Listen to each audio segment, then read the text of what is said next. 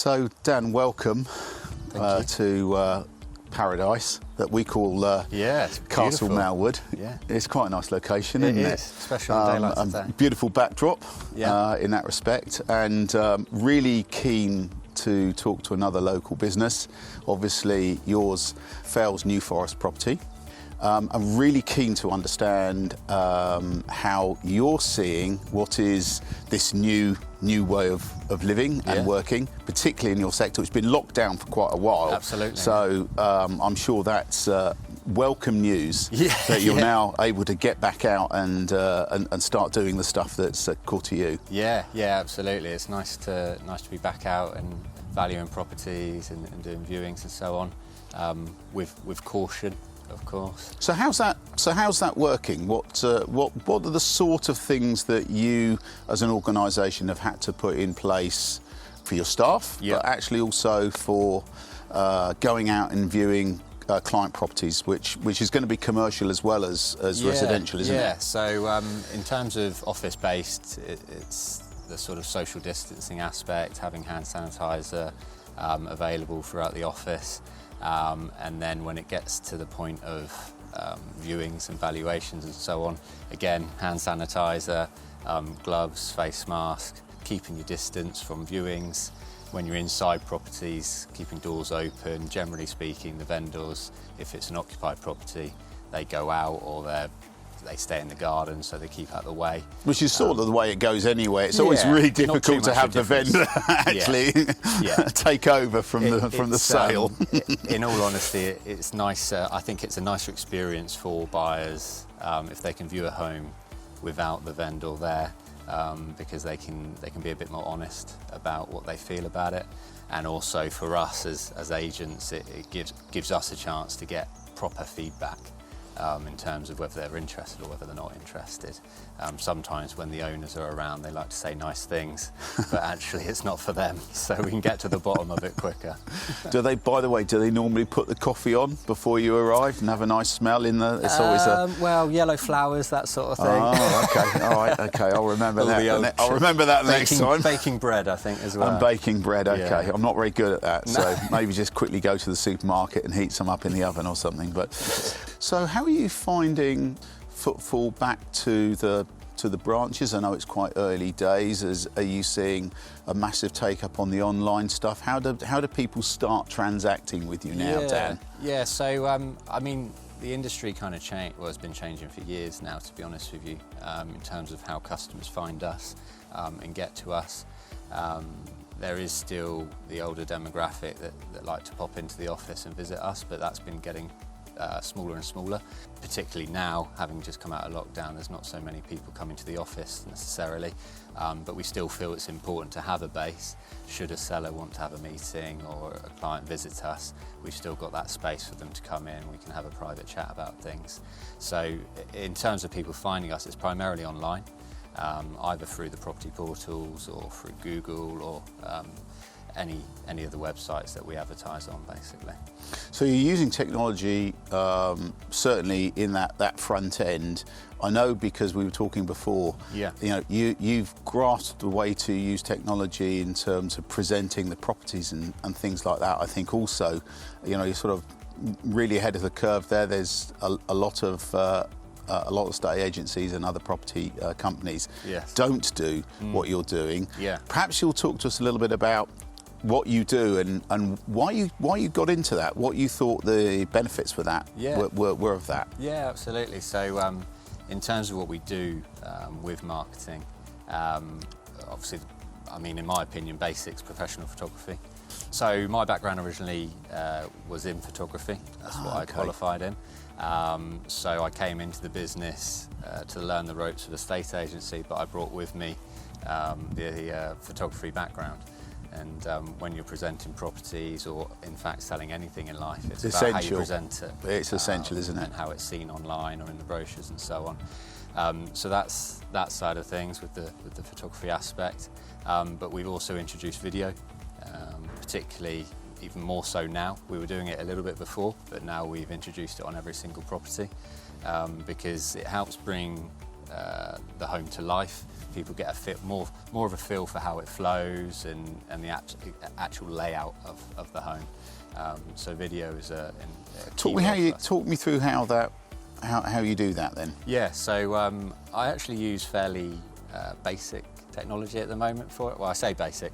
I use an iPhone 11 Pro because I can shoot in 4K on that. Okay. And well, there's a testament to phones. Absolutely, yeah. And then I use a DJI Osmo mobile gimbal to keep it steady as I'm going through the rooms. It's no shakiness or anything like that.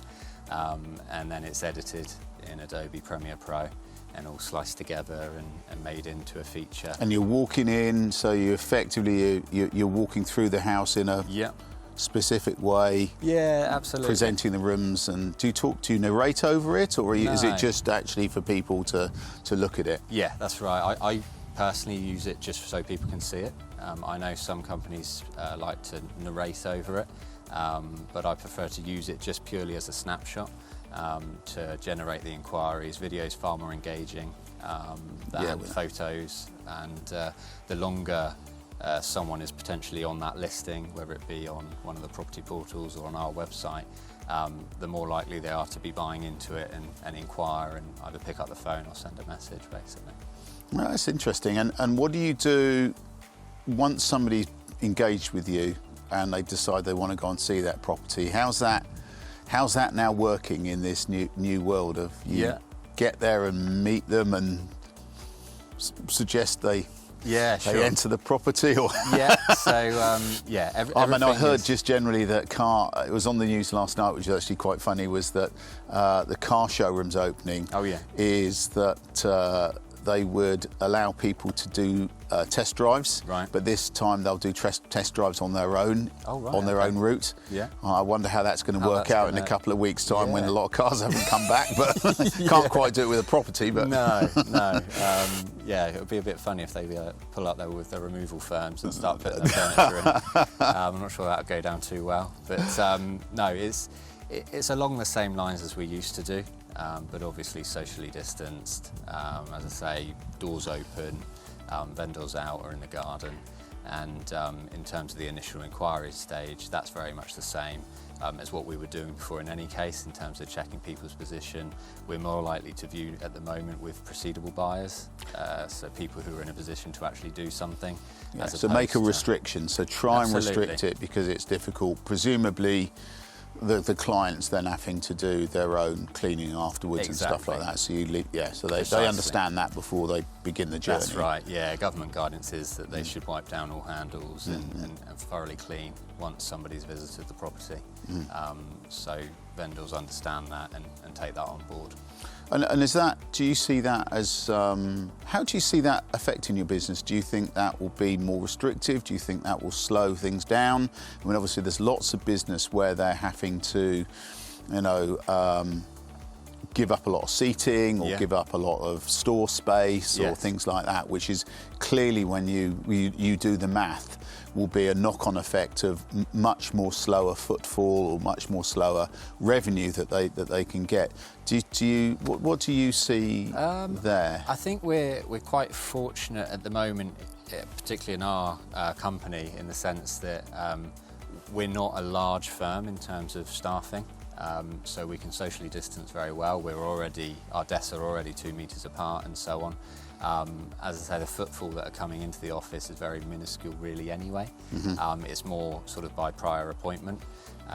So fortunately, I think in the position that we're in, it's not going to have too much of an effect on that side of business. So do you think, what I'm thinking about though is those people that would speculatively perhaps come in and go and look at a house where you're being a little bit more restrictive in terms of allowing those people to go and view those sort of properties? Do you see, what do you feel around that part of it? That, to some degree, in my opinion, I think we're more likely to benefit from that because there's not so much of the viewings that are going on with people that are just out and about and fancy having a look. and actually don't ever get to the point of buying. It's really interesting. Actually, it's a helpful thing. It is. Really. Yeah. You're weeding the people out that actually are just browsing, rather than really looking. Yeah. So we're actually dealing with far more serious buyers who have an intent to do something. So if anything, it's probably a bonus for us. Yeah, I think you're probably right, really, isn't it? Because actually, if you put too many people through a property, then actually the vendor gets a bit fed up with the. I've moved house in 22 years, so I haven't used your services for a while. But actually, I can see how that is. I think can be a bit of a problem. I think it's a better scenario for everyone, really. Yeah, no. An owner doesn't have to tidy up as much. They know that the people that are coming through are serious buyers. Yeah. And from our point of view, it saves a lot of time, and we know we're viewing with someone who has the potential to proceed if it's something of interest to them. Yeah, it's funny enough, that is a win-win out of that, isn't it? Which I think is quite interesting. Yeah, absolutely. Now, going back to technology, you also have really, so as that professional photographer, there was obviously an itch that you needed to scratch in terms of drones. Yes. Yeah. So you use drones in some of the stuff that you do. Talk to us a little about that. Yeah. I mean, presumably you've got a drone pilot's license and stuff like that, which is quite interesting. Approved. So it'd be interesting to understand a little bit about that. Yeah. So in my opinion, particularly with where we are and where we operate in the forest, so many homes, they're either backing onto the forest or they have acres of land surrounding them, and when you're on a ground level, it doesn't display that. You have to get up into the air and display truly what's on offer around the property, whether it's got direct forest access or it's got acres that are attached to the property. The only way you can truly display that is with an aerial photo, and yeah, it's absolutely crucial. It gives a bit of a perspective, different perspective, doesn't it, in terms of the property? And I know that you're going to do some filming of Castle Malwood here and around which we're really keen to see what the outcome of that looks like. So it's quite interesting. It's a big bonus. And is it something, in terms of, would you say that's cost effective to a business? I mean, obviously it's a marketing tool, isn't it? Yes, it is. In my opinion, I think it depends on where the business is located. So if I was in a city centre, then I don't see that it would have any benefit at all. But when you're selling the individual homes, as I say, in the acres or on the forest, it's a crucial bit of marketing. Yeah, so if you're an estate agent that is trying to sell houses around Heathrow, definitely not use a drone. Not, okay, no, you're right. No, I won't do that again. Fabulous. So let's turn it around a bit more in terms of business, and you're going out there talking to a lot of businesses and talking to a lot of householders and vendors. How do you see the mood of the market, the mood of not only just the estate agency market, but people's perceptions of where the future is and how they see their futures moving forward? Yeah, okay. So I think at the moment there's quite a surge of activity. I think from being in a position where we were in lockdown, and really the timescale of that lockdown was through the spring period, when traditionally a lot of buyers and sellers would come into the market. Yeah, they would. So what we found is that suddenly the floodgates have opened, and those people who were traditionally going to be doing it in that springtime have come straight out because they want to get on with it this year. And also I think there's sort of a new wave of buyers and sellers who have had time to think about their positions and had time to think about what they want from the future, and those are also coming into the market, particularly from out of area. I think people who are possibly in cities or larger developed areas are definitely looking to come to the country at the moment and have a bit of space around them and have space for possibly a home office. Well, that's a really interesting thing. This is one of the reasons why we love doing this and actually talking to different businesses, because actually what you're pointing out there is that the home working thing is changing employers and employees' perspectives. We know that's happening. We've had surveys done. We've had people like Beverly Poole on here who did a fantastic survey where nobody wanted to go back to the office, which was actually amazing, and everybody wanted to live at home. That actually scales to exactly what you've just said, is that actually people are saying, well, actually, I could live further away. I could commute 1 day a week. It wouldn't be so much hassle as commuting 5 days a week and go into the office. And actually, I can go and live somewhere which has got a wonderful outlook or something like that, which is brilliant from a work-life balance, isn't it? Oh, absolutely. You can have really the best of both worlds. Yeah. And again, geographically where we are, if somebody does need to pop to a city for 1 day or possibly 2 days a week, it's to doable, visit the isn't office, it? It's doable. Yeah, it's so easily accessible. Yeah. Okay. Again, that's absolutely fantastic because Mental Health Wellbeing Week was a week or so ago now. A lot of people have struggled through this. Absolutely. There's no question about that. Yeah. And anything like that where this is a positive that's actually coming out of this crisis that we've been in is a really good news story. So thanks for sharing that with us, because that's that's really amazing. Yeah, I think obviously we have been through a bad period, but sometimes there is quite a bit of good that comes from things like this, in the sense of looking at things with a different perspective from a business standpoint. Yeah, I think you're right. I think that also is that businesses are reevaluating how they do things, looking at how they can do things more efficiently, how they can do things more ethically. Yeah, in a lot of cases, we've had a lot more bird song. We've had less of those things in the sky. Yeah, precisely. And it's pretty quiet around here again today, although there is sort of traffic we know moving. We're starting to revisit and re-understand what the great outdoors is about, really, isn't it? Yeah. I think people have, it's given them a chance to sit down and think about what they're doing in terms of work, what they're doing in terms of their life, and also where they want to head, really, for the future. I think one of the other things that I think has allowed this to happen, and I thought about this a few weeks ago, is that there was a huge push to get broadband services up to some sort of scratch. The back end of last year, there was a big government initiative to do that, and certainly, I've only been fortunate to have a good broadband service for probably about a year now. Before that, it was about 2.5 meg. Right. Okay.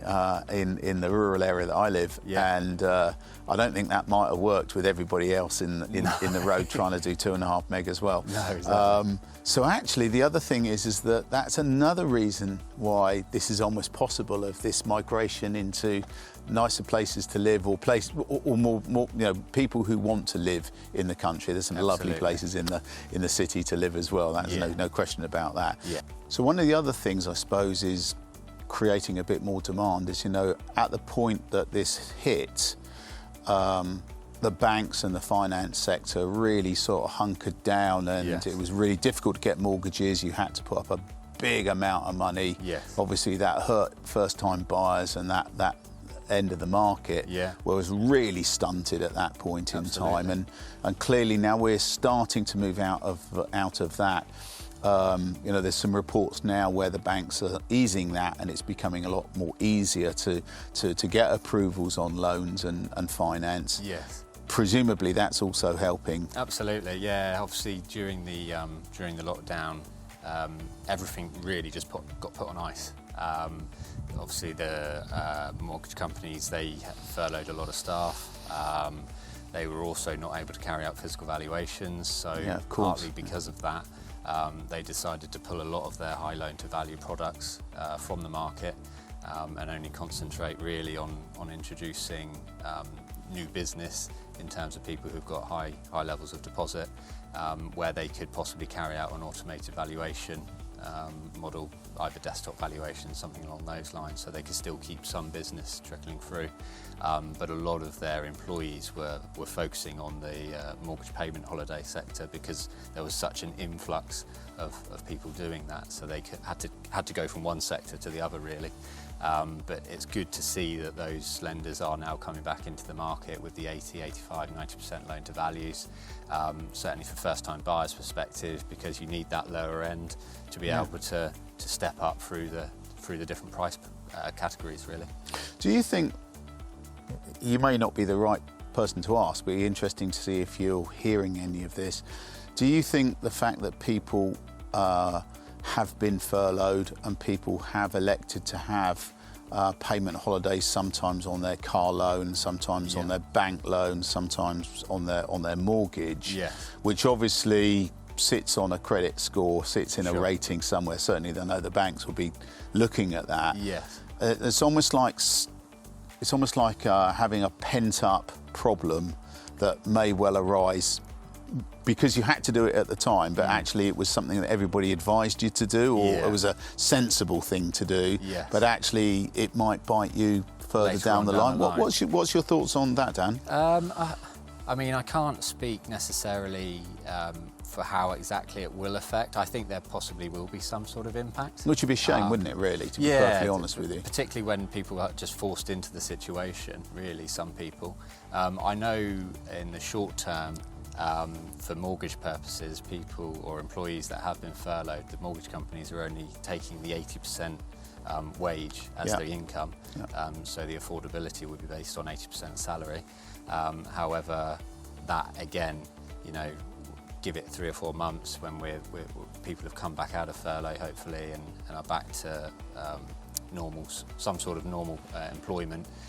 Then that's probably really the best time to look to apply for a mortgage. So that's interesting. Again, so it's interesting some of the stuff I'm learning here. So actually, you've got people on your books who are furloughed, and the banks are accepting the fact that they're taking that they're furloughed, but they're taking that 80%. So they're not That's rejecting. Correct. No. Wow. Okay. Again, that's brilliant. I really applaud the banks for doing that. I would have, if you'd have asked me in the street that before you said that today, I'd have said anybody that's furloughed would probably have a real difficult time even having a conversation with the bank. So again, I think that's really positive in terms of where the finance markets are trying to place those things. They've certainly tried to assist best where they can, really. To support the market and keep it going at some sort of rate. Obviously, it's not flying away with itself, but just keep it pedalling over if they can. Okay, that's really great news.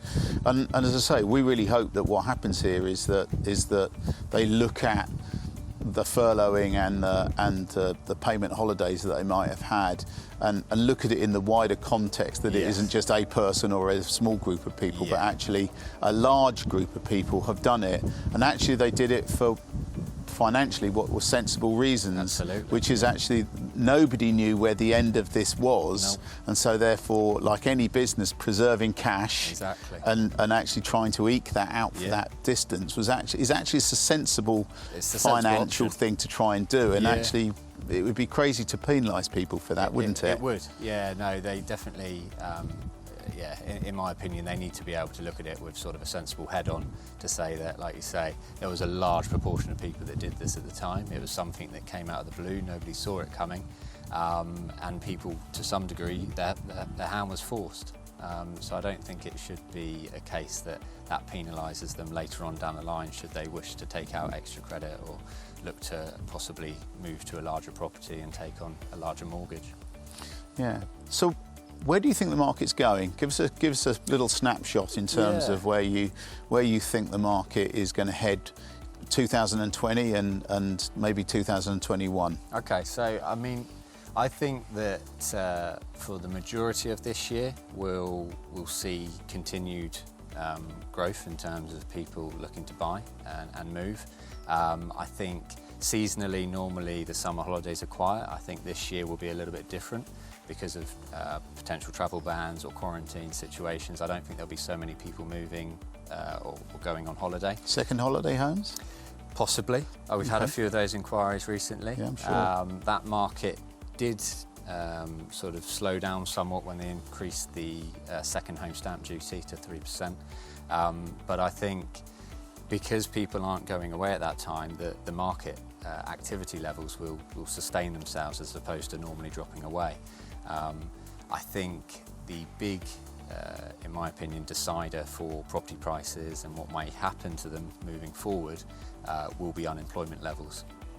I think that would be the biggest driving factor, is if once the furlough is phased out, If unemployment levels run away with themselves, then of course that is naturally going to have a knock-on effect, but ultimately nobody knows that yet. There's lots of different forecasts. Yeah, there is, and you're knows. right, is that I think that people are holding their breath in terms of what happens when that furlough is phased out and removed slowly, because I think there will be, there's bound to be more people that are going to unfortunately lose their jobs, and redundancies will come. Yeah. Just back to the property side of things, just for a second, is that what do you see in terms of business?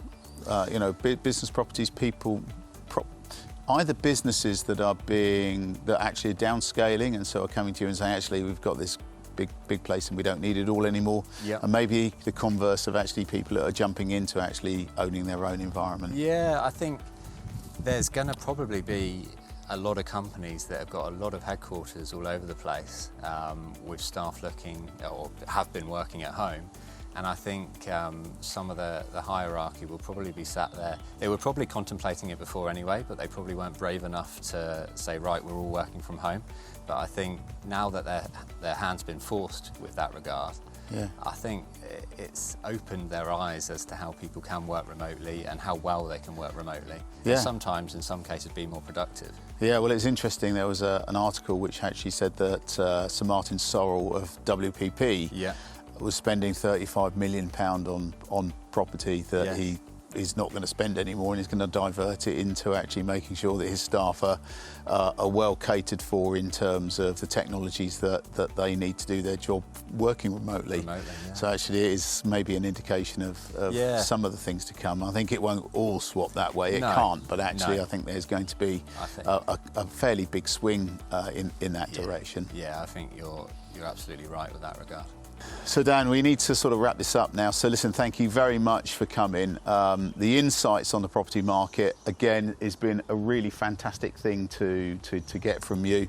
Great to have a local business talking to us about where their business is going and the positivity of what you see, the technology that you're using. So really, thank you for coming. No, thank you for your time, Steve. I really appreciate it. Thank you.